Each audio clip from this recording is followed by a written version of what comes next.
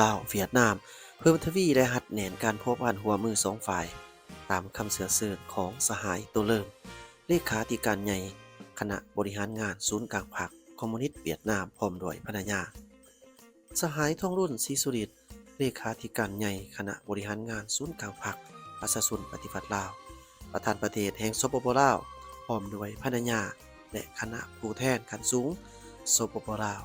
ได้เดินทางไปเยี่ยมยามรัฐกิจสเวียดนามในวันที่26หา27มังกร2026เพื่อหัดแนนและเสริมขยายสายพัวพันมิตรภาพอันยิ่งใหญ่ความสามัคคีพิเศษการร่วมมือรอบด้านและหุ้นส่วนยุทธศาสตร์ระหว่าง2พรรค2รัฐและประชาชน2ชาติลาวเวียดนามการเยี่ยมยามในครั้งนี้แม้นเป็นครั้งทำอิฐภายหลังที่ได้รับการเลือกตั้งให้ดำรงตำแหน่งเป็นเลขาธิการใหญ่พรรคประชาชนปฏิวัติลาวสมัยที่12ในต้นเดือนมังกร2026ผ่านมาพิธีต้อนรับอย่างเป็นทางการแม้นได้จัดขึ้นอย่างอบอุ่นและสมเกียรติในตอนเช้าของวันที่26มังกร2026ที่ทำเนียบประธานประเทศโดยมีสหายท่องรุ่นศรีสุริตเลขาธิการใหญ่คณะบริหารงานศูนย์กลางพรรคประชาชนปฏิวัติลาวประธานประเทศแห่งสปปลาวพร้อมด้วยภรรยาและสหายตัวเริ่มเลขาธิการใหญ่คณะบริหารงานศูนย์กลางพรรคคอมมิวนิสต์เวียดนามพร้อมด้วยภรรยาพร้อมด้วยคณะผู้แทนขั้นสูงของทั้งสองฝ่ายก็ได้เข้าร่วมนอกจากนั้นทรงเลขาธิการใหญ่พร้อมด้วยคณะได้ดำเนินการพบปะสองฝ่ายอย่างเป็นทางการเพื่อตีราคาการพัวพันร่วมมือสองฝ่ายในระยะที่ผ่านมาพร้อมทั้งปรึกษาหารือและกำหนดทิศทางร่วมมือในต่อหน้าในโอกาสนี้สองฝ่ายได้แจ้งสภาพการภายในของประเทศตนให้กันทราบพร้อมทั้งได้แสดงความสมเชยต่อบรรดาผลสำเร็จของการพัฒนาเศรษฐกิจสังคมที่ทั้งสองประเทศญาติมาได้ในช่วงปีผ่านมา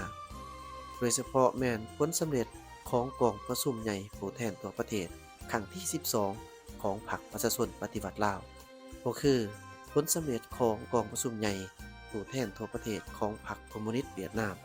ครั้งที่14ที่ได้ปิดลงอย่างสง่างามในเดือนมังกรนี้พร้อมเดียวกันนี้ทั้งสองฝ่ายแม้นได้ตีราคาสูงต่อสายพัวพันและการร่วมมือระหว่างสองประเทศลาวเวียดนาม 1. สืบต่อนะครับการเพิ่มพูนคูณสร้างและพัฒนาเข้าสู่ร่วงเลิกอย่างบ่หยุดยั้งในทุกวงเขตเวียกงาน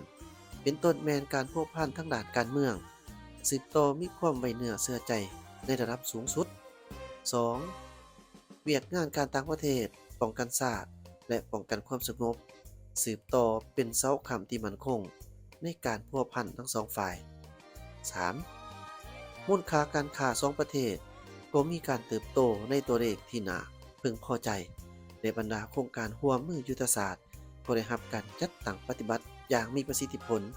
โดยเฉพาะในระยะท้ายปี2025หาต้นปี2026นี้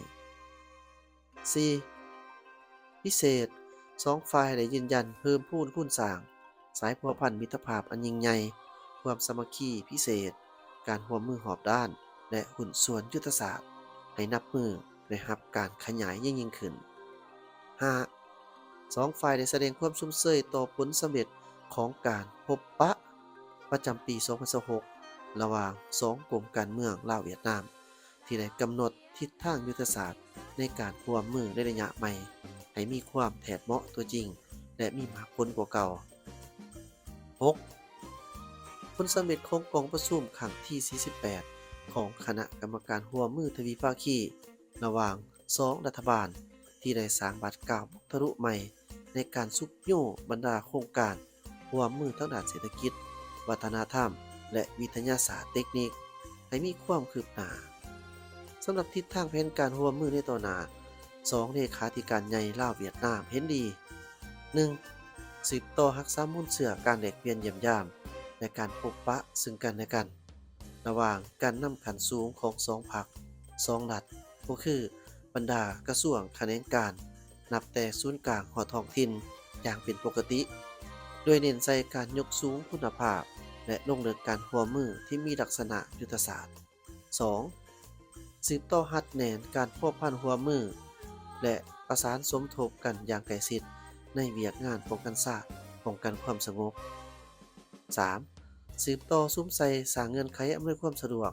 เพื่อสุกอยู่การเชื่อมโยงพื้นฐานเศรษฐกิจของสองประเทศให้เป็นหูประธรรมโดยเฉพาะแม้นการเร่งรัดโครงการทางด่วนเวียงจันทน์ฮานอยก็คือการส่งเสริมการค้าสองสนให้บรรลุหาถึง10ตื่อดอลลาร์ในอนาคต 4. สืบต่อเอาใจใส่โฆษณาเผยแพร่และศึกษาอบรมประชาชน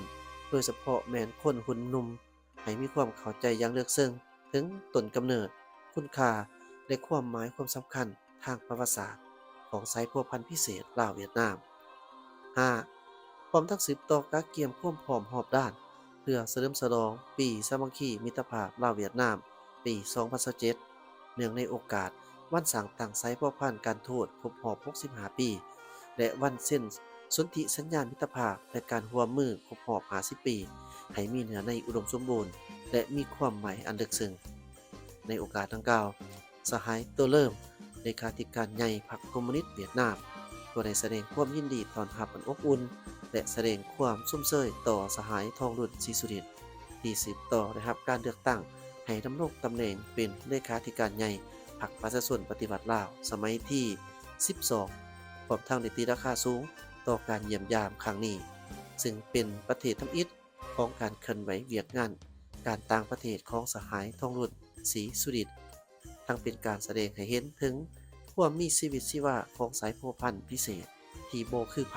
และบ่มีไผคือในขณะเดียวกันสหายทองรุ่นศรีสุรินทร์เลขาธิการใหญ่ประธานประเทศแห่งสปปลาวก็ได้แสดงความขอบใจต่อคำเสริญและการต้อนรับอันอบอุ่นในครั้งนี้พร้อมทั้งได้แสดงความซุ่มเซยต่อสหายตัวเริ่มที่สืบต่อได้รับการเลือกตั้งให้ดำรงตำแหน่งเป็นเลขาธิการใหญ่พรรคคอมมิวนิสต์เวียดนามสมัยที่ 14 เช่นเดียวกันพร้อมนั้นก็ได้แสดงความขอบใจอย่างจริงใจและความผู้บุญคุณอย่างล้นเหลือต่อพรรครัฐและประชาชนเวียดนามไอ้น้องที่ยามใดก็ให้การสนับสนุนและช่วยเหลือสปปลาวอย่างเสมอต้นเสมอปลายแต่ระยะแห่งการต่อสู้กู้ชาติในเมื่อก่อนก็คือในภารกิจแห่งการปกปักรักษาและสร้างสรรค์พัฒนาประเทศชาติในปัจจุบันในตอนท้ายสหายทองรุ่นศรีสุรินทร์ก็ได้เสื้อเชิญสหายตัวเริ่มพร้อมด้วยภรรยาและคณะผู้แทนขันสูงของสสเวียดนามเดินทางมาเยี่ยมยามรัฐกิจอยู่สปปลาวในระหว่างวันที่5-6 กุมภาพันธ์ 2026 ที่จะมาถึงนี้ภายหลังสำเร็จการพบปะสองเลขาธิการใหญ่ลาวเวียดนามก็ได้เข้าร่วมเป็นสักขีพยานในพิธีลงนามเอกสารร่วมมือ2ฝ่ายจำนวน2ฉบับคือ 1. ขอตกลงการร่วมมือระหว่างห้องว่าการศูนย์กลางพรรคประชาชนปฏิวัติลาวกับห้องว่าการศูนย์กลางพรรคคอมมิวนิสต์เวียดนามระยะปี 2026 ถึงปี 2030 2. บทบันทึกการร่วมมือระหว่างองค์คณะพรรคองค์การปกครองนครหลวงเวียงจันทน์และองค์คณะพรรคองค์การปกครองนครหลวงฮานอยระยะปี 2026 ถึงปี 2030 ในตอนค่ำของวันเดียวกันสหายเลขาธิการใหญ่ตัวเริ่มก็ได้จัดงานเลี้ยงต้อนรับเป็นเกียรติให้แก่สหายเลขาธิการใหญ่ทองรุ่นศรีสุรินทร์พร้อมด้วยภรรยาและคณะผู้แทนขั้นสูงในโอกาสเดินทางเยี่ยมยามรัฐกิจอยู่สสเวียดนามในครั้งนี้ขอขอบใจข้อมูลข่าวกระทรวงการต่างประเทศ